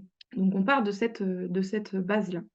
Il faut aussi se remettre, en tête que ces cours, elles ressemblent à des grandes nappes de bitume, parce qu'elles ont été, conçues, le plus souvent selon des critères techniques, afin de faciliter la gestion de ces espaces. Puisque, une cour, bitumée, ça représente, peu d'entretien, ça se surveille facilement étant donné qu'il n'y a pas d'obstacles, visuels. C'est des espaces qui sont entièrement carrossables, à la fois pour les accès, pompiers, pour les accès d'entretien ou de livraison. Et aussi un autre aspect, c'est que, il y a, le sport collectif en fait est faisable en classe entière, dans des cours, avec des espaces, larges de terrain. Mais pourquoi elles sont problématiques aujourd'hui ces cours? C'est qu'elles sont absolument pas propices, au bien-être, des enfants. Ce qu'on voit, dans les différentes observations que j'ai pu croiser, avec, d'autres, ateliers, d'autres, designers, concepteurs qui, travaillent sur ces sujets, c'est que le plus souvent les jeux de ballon, ils dominent la cour, et de ce fait, on a très peu de diversité dans les jeux autour, des terrains de sport collectif qui sont rendus possibles. Comme on l'a dit, il y a une surchauffe, du bitume et un manque d'ombre, qui est très problématique en termes de santé, lors des épisodes de forte, chaleur. Il y a également des rapports de domination qui sont présents entre grands et petits et entre garçons et filles.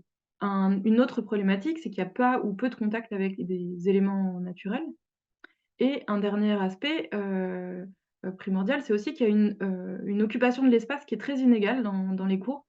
C'est qu'il y a des zones qui sont denses, les enfants se concentrent sur certaines zones et au contraire des zones, qui sont désertes. Ici, vous voyez la cour de Cornas, avant les travaux, une image, de récréation, dans la cour de Cornas où on voit qu'il y a 2 ballons qui sont sortis et un ensemble d'enfants qui sont sur ces terrains de sport. Et il faut bien se dire que, quand les enfants jouent au foot, sur, le terrain qui est au centre, de la cour, les autres enfants, n'ont pas la place pour imaginer, d'autres jeux et surtout, on a en fait, toujours, la frayeur de se prendre un ballon, dans la tête. Ce que j'ai pu, vivre plusieurs fois, lorsque j'ai fait des journées, d'immersion dans les cours d'école. Je voudrais, à ce propos aussi vous parler, du travail d'Edith, Marié-Juls, qui est, géographe et spécialiste, des questions d'égalité, à la fois dans l'espace public et plus précisément dans les cours d'école. Elle estime que les cours d'école, c'est des espaces, publics miniatures et c'est malheureusement, le lieu, des premières inégalités, particulièrement entre filles, et garçons. Donc on voit, très souvent donc, dans les cours de récréation, les garçons qui bénéficient d'un espace, central unifié au centre, de l'espace et les filles, voilà, sont reléguées malheureusement sur les côtés, des espaces, de façon morcelée et tout ça, ça crée, symboliquement et inconsciemment, les futures inégalités de genre, dans l'espace public. Et on se rend compte que ces attitudes de domination, elles s'installent très tôt et que l'aménagement des espaces joue un rôle important dans la reproduction de ces schémas qui sont discriminants. Donc, ce qu'on peut poser, c'est que des espaces qui sont impensés et conçus avec une posture gestionnaire ne sont pas propices, ne peuvent pas être propices au bien-être des enfants. Donc, nous, ce qu'on propose en tant que designer en démarche spécialisée en démarche participative, c'est de repartir en fait des besoins des enfants, parce que ce sont eux les principaux usagers de la cour. Et pour ça, on a besoin d'opérer ce que j'appelle un changement de paradigme dans la posture d'adaptation. C'est que, en fait, pendant longtemps, les enfants ont adapté leurs usages à un espace conçu selon les préoccupations des adultes gestionnaires. Et au contraire, il est souhaitable d'adapter les usages des adultes à des espaces épanouissants pour les enfants. Un autre point d'attention que j'ai envie de vous partager, c'est que ces dernières trentaines d'années, on va dire, il y a le concept de la qualité de vie qui s'est invité dans de nombreux domaines, et l'école en fait partie. Et le système éducatif prend en compte aujourd'hui des objectifs plus larges que les résultats scolaires, mais en intégrant aussi l'épanouissement des enfants. Et ce qui ressort de certaines études qui sont comment dire, commandées par l'éducation nationale, c'est que plus les élèves se sentent bien à l'école, plus ils se sentent compétents et ça a une incidence positive sur leur performance scolaire par la suite.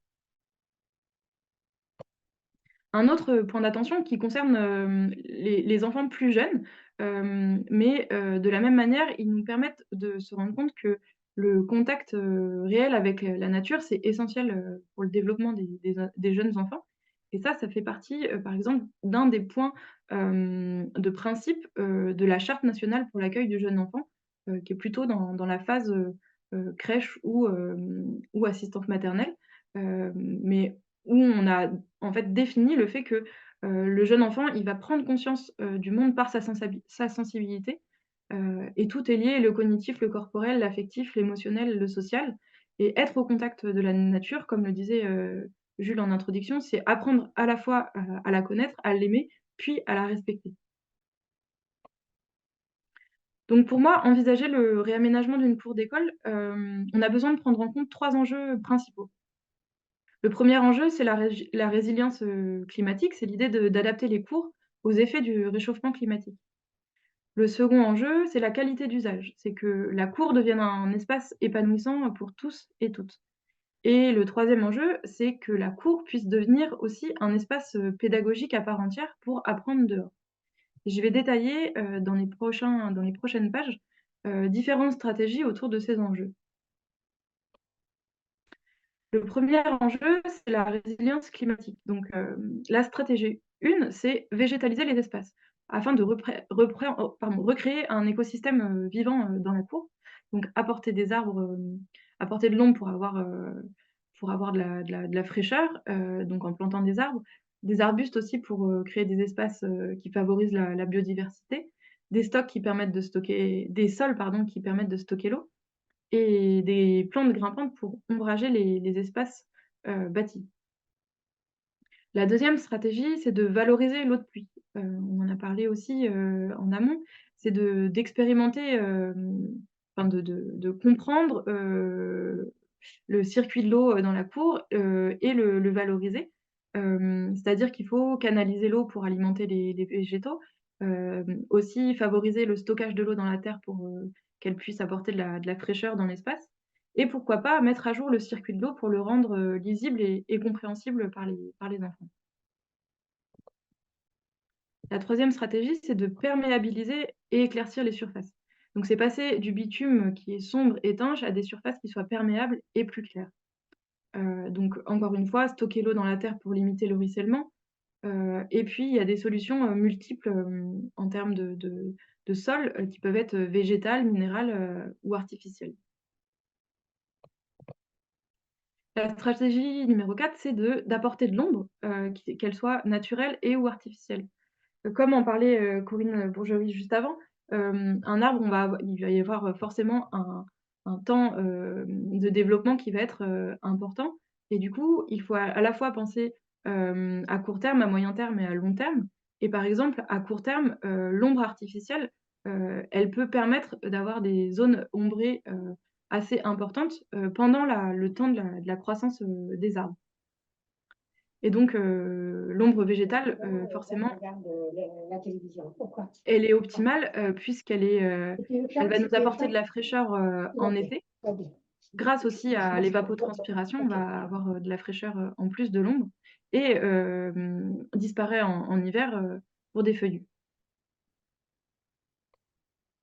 L'enjeu numéro 2, c'est la qualité d'usage. Donc, une cour qui soit épanouissante pour toutes et tous.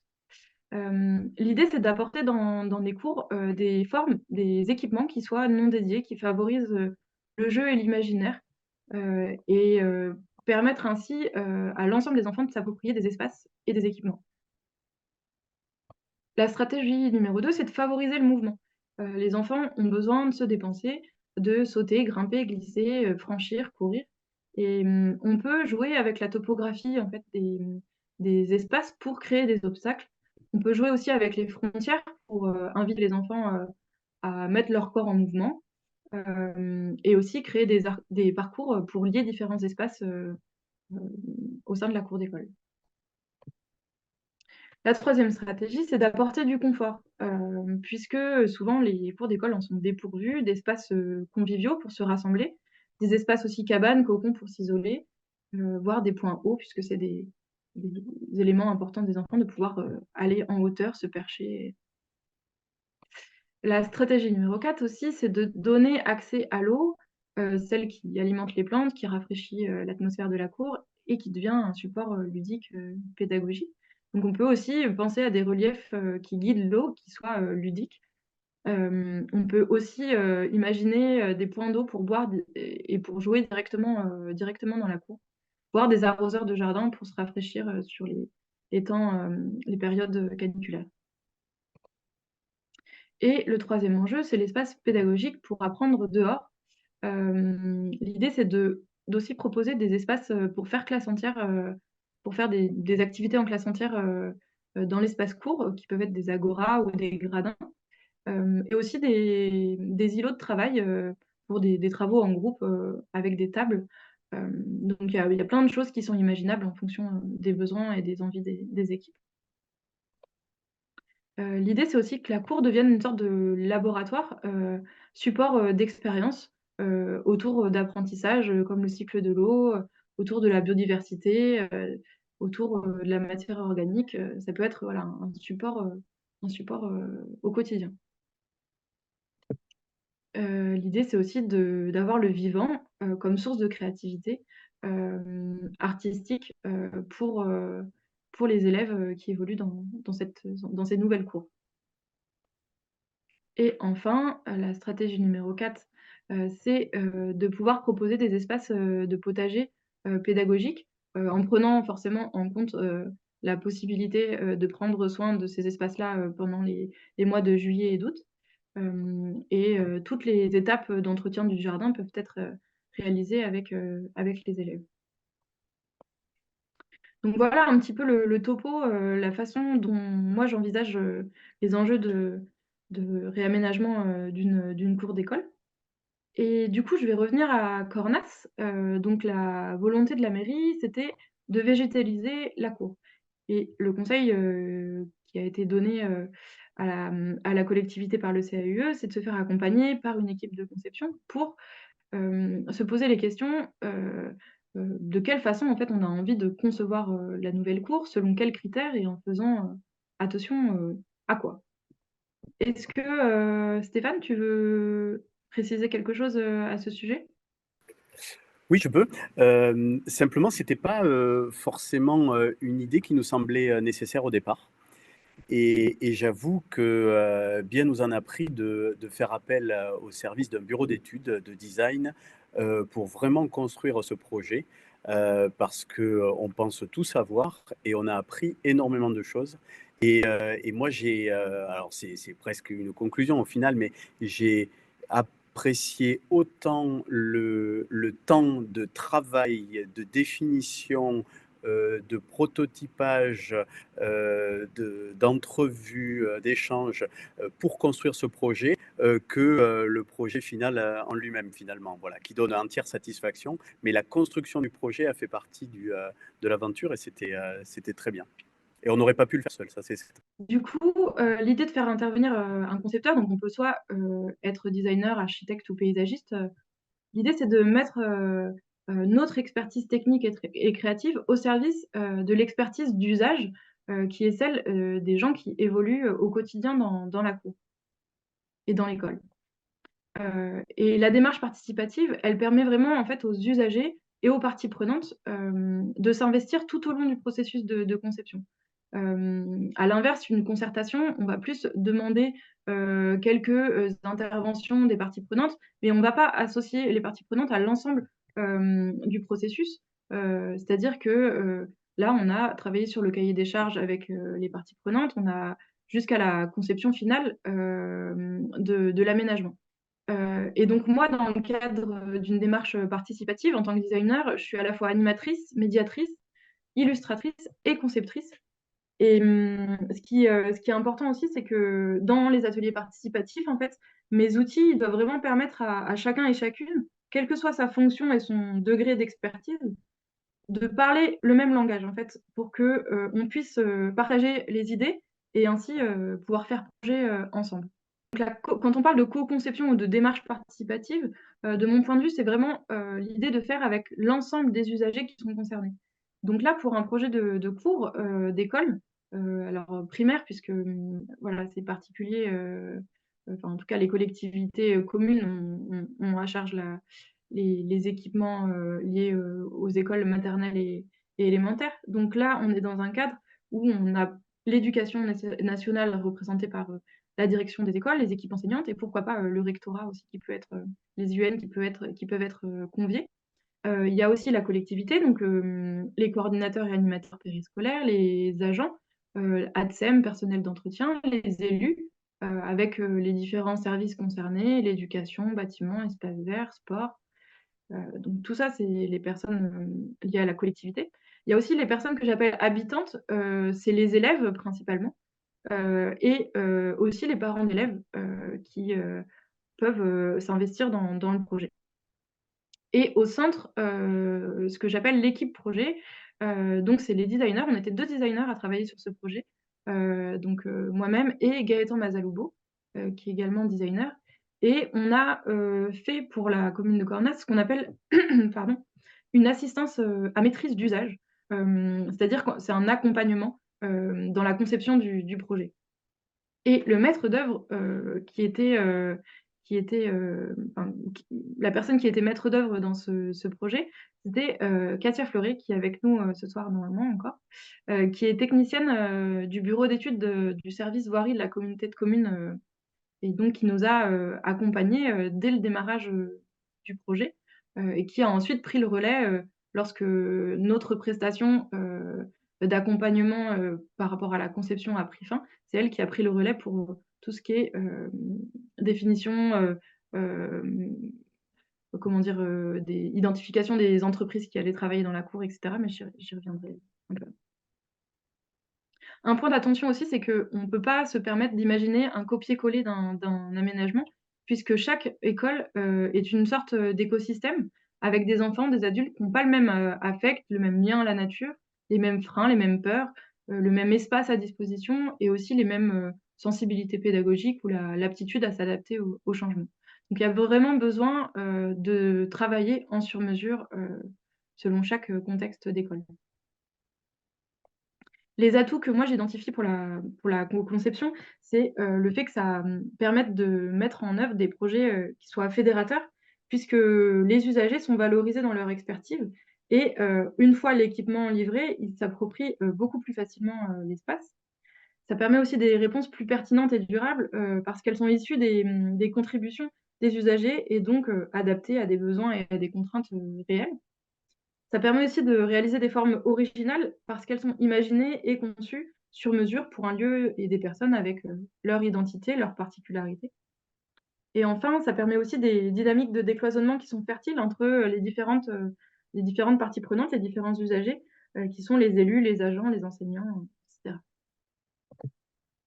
Donc, je vais vous présenter la méthodologie d'accompagnement, les différentes étapes qu'on a pu élaborer pour le réaménagement de la cour de Cornas. Donc, la première étape, c'est d'aller, pour nous en tant que designer, à la rencontre des usagers et de comprendre leurs usages. C'est très important parce que on va commencer à rentrer, comment dire, dans l'intimité des espaces, dans le sens où on va commencer à comprendre comment ils fonctionnent. Et on va pouvoir produire un rapport, ce qu'on appelle un rapport d'étonnement photographique. On va prendre des photos de ce qu'on voit, de ce qui se passe dans la cour. Et par exemple, sur les photos que vous voyez, on voit que malgré l'inexistence des espaces végétalisés, les enfants parvenaient quand même à jouer avec des éléments naturels, principalement au pied d'arbres, récolter des graines, regarder les coccinelles qui étaient présentes, malgré une cour quasi totalement bitumée. Donc l'idée, c'est de cette première étape, c'est de tendre un miroir aux usagers, de les inviter à voir ce que nous, on voit de leur situation du quotidien sous un angle nouveau. Ce qui permet de s'apercevoir aussi de certains manques dans la cour, principalement ici, voilà, une page sur le manque d'assises et du coup les rebords de fenêtres, de portes qui deviennent assises au quotidien. La seconde étape, c'est de réaliser un diagnostic, de faire l'état des lieux des espaces et des usages pour identifier ce qui fonctionne, ce qui pose problème, ce qu'il est souhaitable de modifier. Là, par exemple, sur Cornas, on se rend compte que les terrains de sport en bleu que vous voyez, en fait, le contour jaune, c'est le contour de la cour élémentaire et le contour bleu, c'est la place des terrains de sport.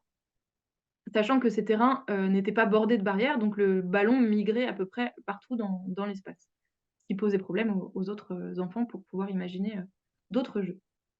La troisième étape, c'est de sensibiliser, d'échanger sur les enjeux que je vous ai présentés juste avant.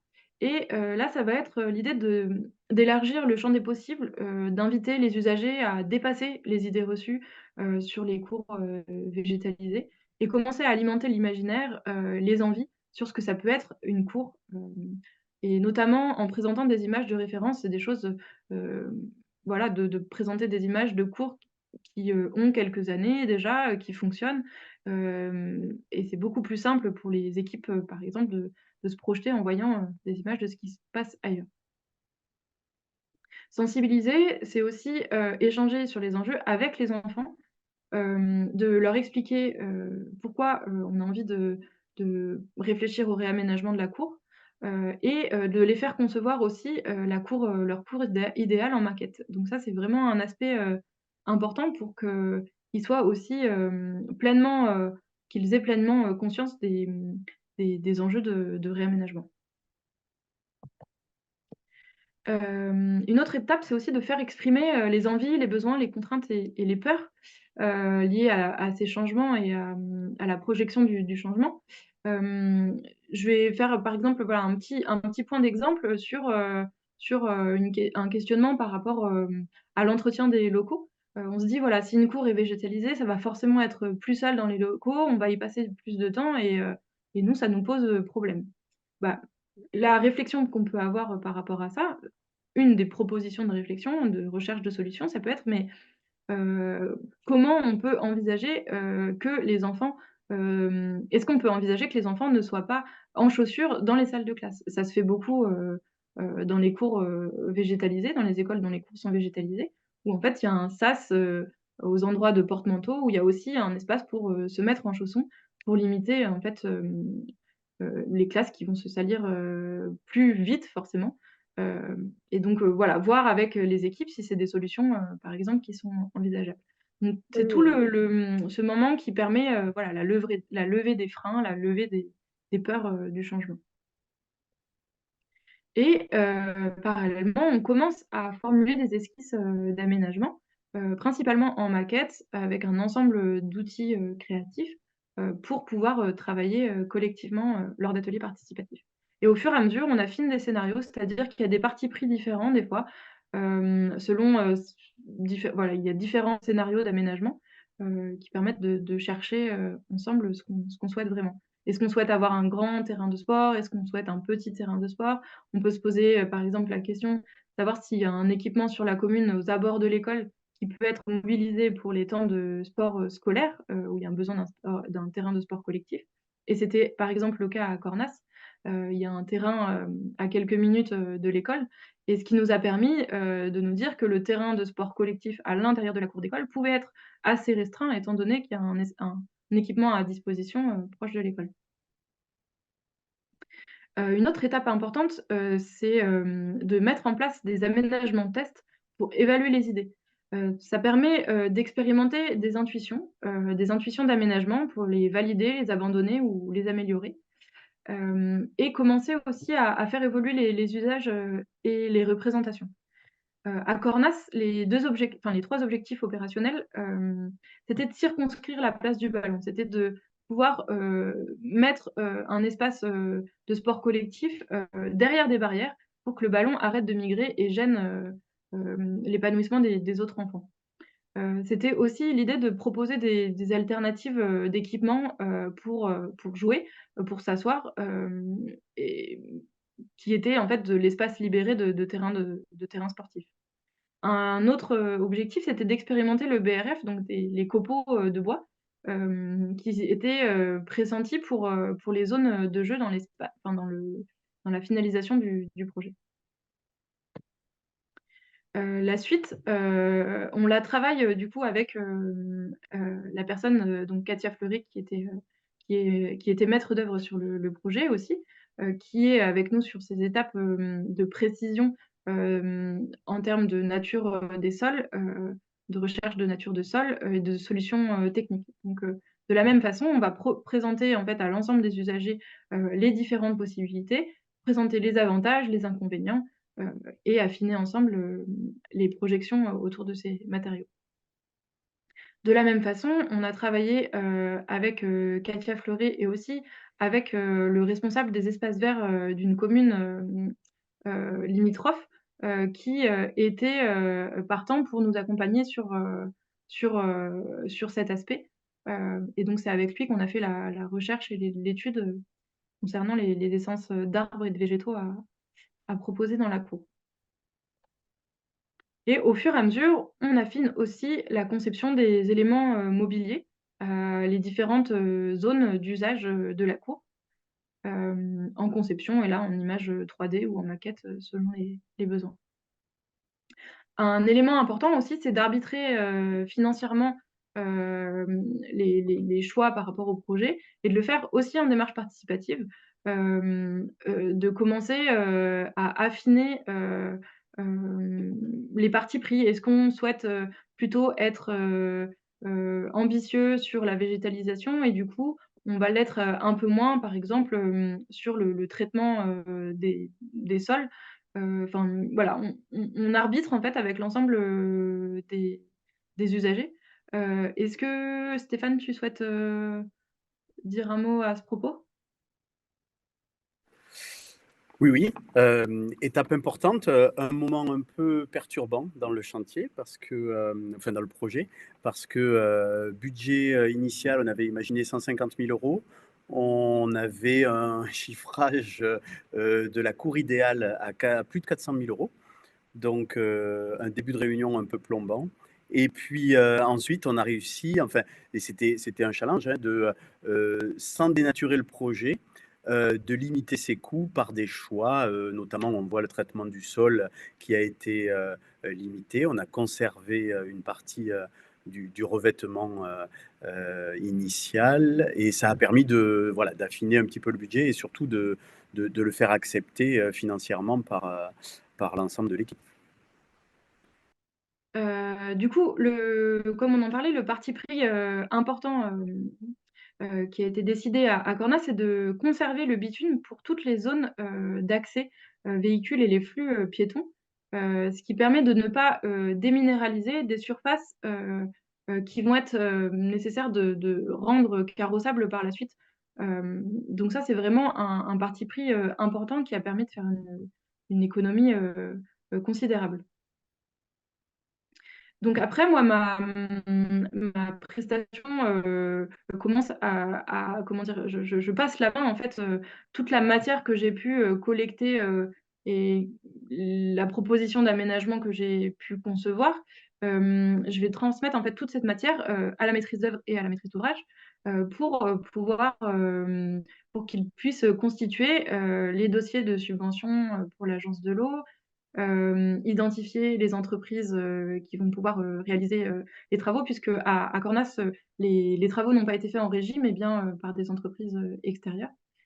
Et donc toutes ces, toute cette matière donc est transmise. Je viens, je suis sur cette image par rapport à la coupe de principe des fosses de plantation d'arbres et l'introduction, enfin, au moment de discussion avec Corinne Bourgerie, on voit les fosses d'arbres qui sont considérables en fait en termes de largeur et de profondeur.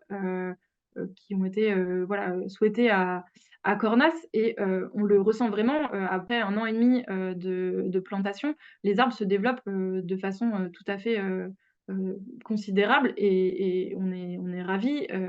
Mais ce développement-là est vraiment du fait aussi d'avoir prévu des fosses d'arbres de façon ambitieuse pour qu'ils puissent, que le développement racinaire puisse se faire. Donc le budget final en transparence par rapport au projet de Cornas, donc on est sur un total d'environ 230 000 € en TTC pour environ 1 800 mètres carrés qui sont traités, soit 125 € le mètre carré. Donc il faut savoir que sur le projet de Cornas, il y a une subvention de l'agence de l'eau à hauteur de 108 000 € et sur la partie droite du tableau, vous voyez les postes qui sont pris en charge par l'agence de l'eau. Est-ce que Stéphane, tu souhaites préciser? Oui, en fait, c'est un accompagnement qui était proposé par l'agence de l'eau. Je crois qu'il ne se pratique plus maintenant, mais il y a un relais via les fonds verts de l'État qui permettent de financer ce genre de projet. Et effectivement, comme c'était financé par l'agence de l'eau, le gros du travail était de désimperméabiliser, de déconnecter aussi les eaux de toiture du réseau de collecte et d'infiltrer au maximum sur les espaces qui étaient désimperméabilisés. Donc ça explique l'orientation du projet.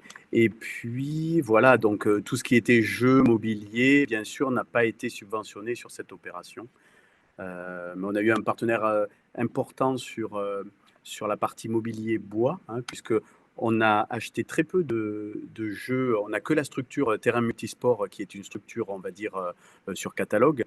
Tout le reste, c'est de la conception donc des designers et de la réalisation d'une entreprise qui s'appelle Amazon Adventure, qui est spécialisée dans les parcours accrobranches, on va dire. Voilà. Du coup, pendant une des contraintes par rapport à la réalisation des travaux dans les cours d'école, forcément, c'est en termes de temporalité, c'est de réaliser ces travaux pendant la période de vacances scolaires estivales. Et donc, on voit sur ces images les travaux qui avancent, la découpe du bitume, le décaissement, l'apport de terre végétale, la création des fosses d'arbres, phase importante pour le bon développement des arbres. Et voilà, la préparation des plots pour les équipements mobiliers. Donc voilà à quoi ressemblait une partie de la cour à la fin du chantier Gros œuvres VRD, donc à la fin de l'été. Et a suivi les plantations des arbres dans l'ensemble de la cour, des arbres et des végétaux. Puis ensuite l'installation des mobiliers dans les différentes zones. La frugalité, c'est vraiment un principe qu'on souhaite favoriser, dans le sens où on va favoriser la réutilisation d'équipements ou de matériaux dormants sur la commune. Par exemple, on a sur l'image du bas des barrières métalliques à l'écran. Ces barrières, c'est les anciennes barrières qui séparaient la cour maternelle de la cour élémentaire. Et symboliquement, c'est aussi assez intéressant de repositionner ces barrières autour du terrain de sport plutôt que de la positionner entre les deux cours. Et en fait, cette barrière existait, mais elle n'avait pas vraiment raison d'être. Donc un petit avant-après sur les différentes zones de la cour. Donc ça, c'est la zone de cour élémentaire. Et donc après les travaux, on a des larges espaces qui sont végétalisés et plantés et équipés de mobilier. Pour le moment, les zones qui sont végétalisées avec des arbustes ou des plantes sont sanctuarisées. C'est-à-dire que les enfants n'y ont pas accès le temps que les végétaux se développent correctement les premières années. Voilà, donc la cour avant travaux côté préau, qui était très inconfortable, qui permet de proposer la zone de terrain multisport. Et du coup, ici, c'est en pied de bâtiment élémentaire, donc il y a eu un ensemble de plantations qui pourront aussi créer de l'ombre sur la façade quand elles pousseront.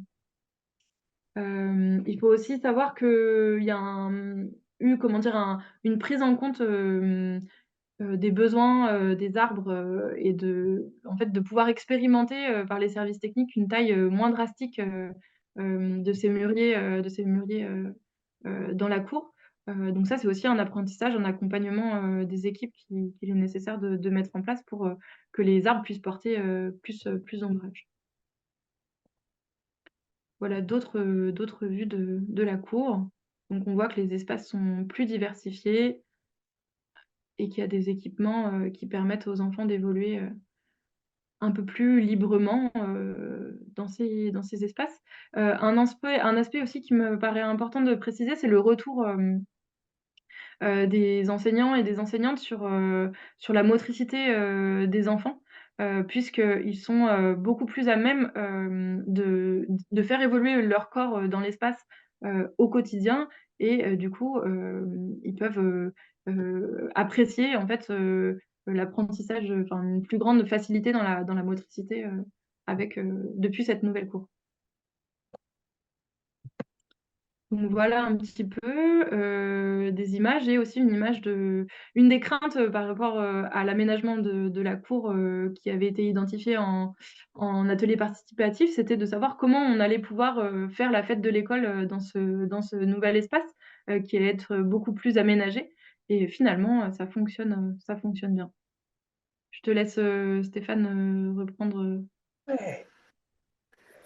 Oui, effectivement, à l'heure actuelle, là, les choses sont pas encore figées complètement, mais l'ensemble des utilisateurs et donc les parents compris lors de la fête de l'école le mois de juin dernier ont pu profiter de cette nouvelle cour. Le retour des enseignants, c'est que dès le mois de juin dernier,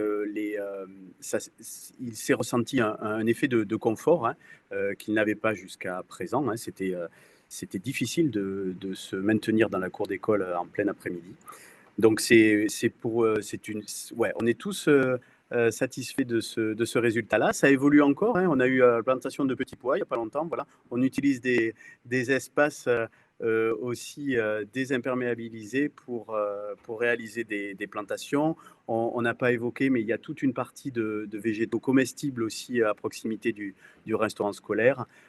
Des arbres fruitiers qui n'ont pas encore donné leurs fruits, mais des fraisiers, des framboises, tout ça, ça a été bien apprécié des enfants. Le décloisonnement de l'école maternelle aussi, Bérangère l'a évoqué tout à l'heure, ça reste deux écoles, hein, deux entités d'école, mais les enfants sont, même s'il y a une barrière, on va dire, imaginée par les enseignants et conseillée pour les enfants, ils peuvent la dépasser, ils peuvent faire le tour de l'école maternelle qu'on a un peu moins vu sur les images, mais ils peuvent faire le tour complet de l'école maternelle en vélo. Donc voilà, oui, on est plutôt satisfait et on la montre beaucoup en fait. Les gens nous sollicitent souvent pour la visiter et c'est avec plaisir qu'on le fait à ceux qui souhaitent encore venir voir la cour d'école. Et je voulais aussi préciser que, il y a un ensemble de ressources qui existent sur ces réaménagements de cours d'école qui sont publiées par des réseaux associatifs d'éducation à l'environnement, par le CAUE, qu'il y a un retour d'expérience conséquent par rapport aux cours Oasis qui sont menés dans les écoles parisiennes. Il y a 75 écoles parisiennes aujourd'hui qui ont été transformées en cours Oasis. Donc, il y a plein de ressources qui existent avec des retours d'expérience aussi sur des sujets précis, d'accompagnement au changement pour les équipes en charge de l'entretien, par rapport aussi à l'accompagnement des enfants dans le jeu libre au sein de ces nouvelles cours. Et aussi, par exemple, par rapport à la gestion des risques. Qu'est-ce que c'est le risque?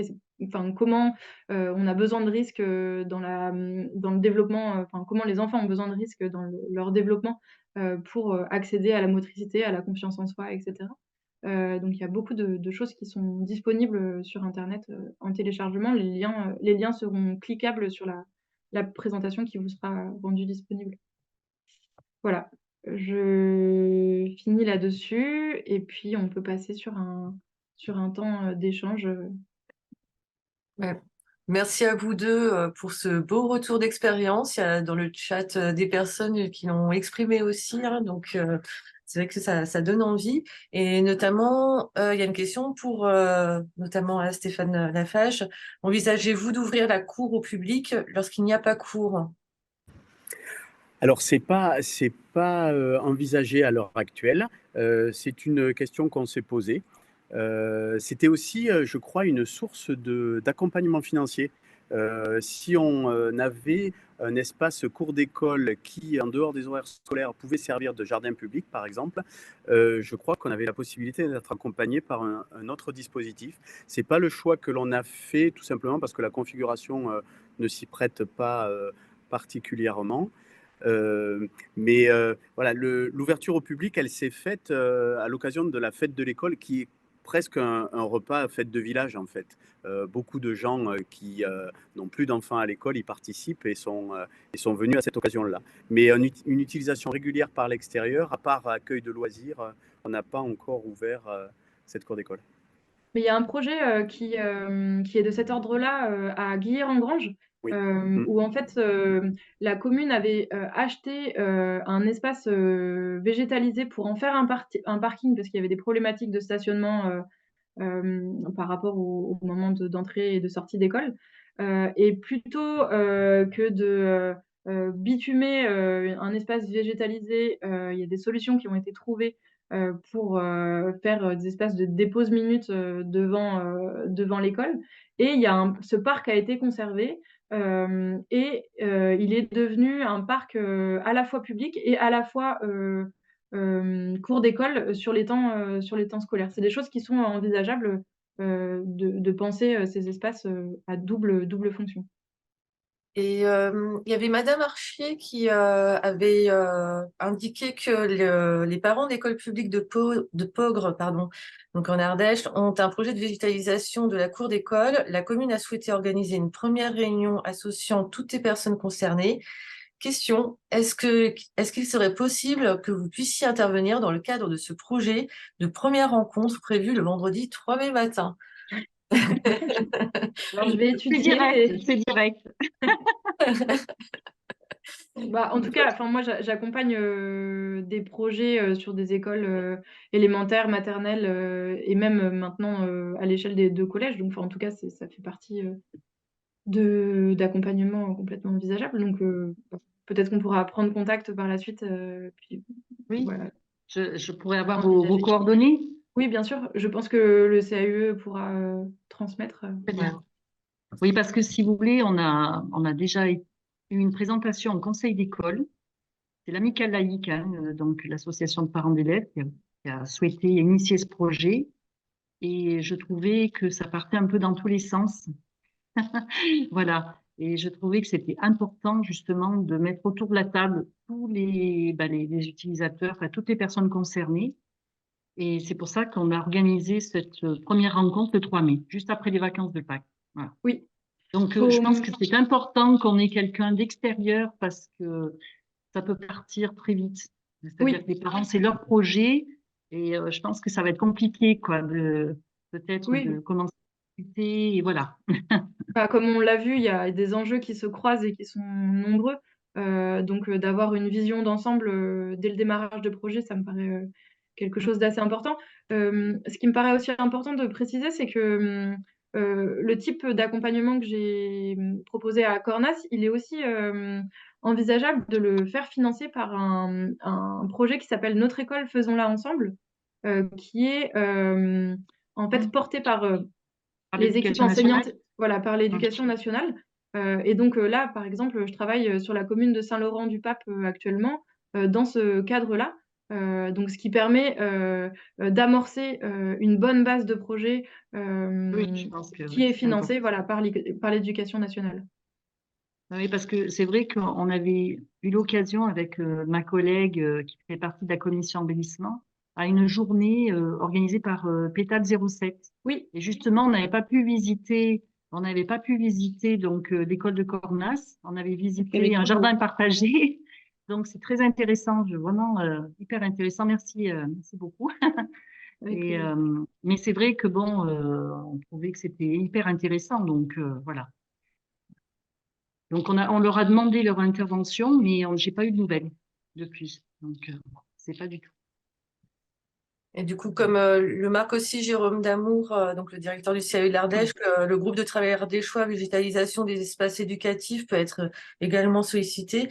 Et vous pourrez retrouver l'adresse mail de guichet unique qu'a pu montrer Jules Labelle tout à l'heure dans le diaporama qui après pourra être tous les diaporamas d'ailleurs des intervenants pourront être visibles sur les sites internet du parc des Monts d'Ardèche et du CAU de l'Ardèche et de la Drôme aussi. Donc, vous pourrez les retrouver dans quelques jours.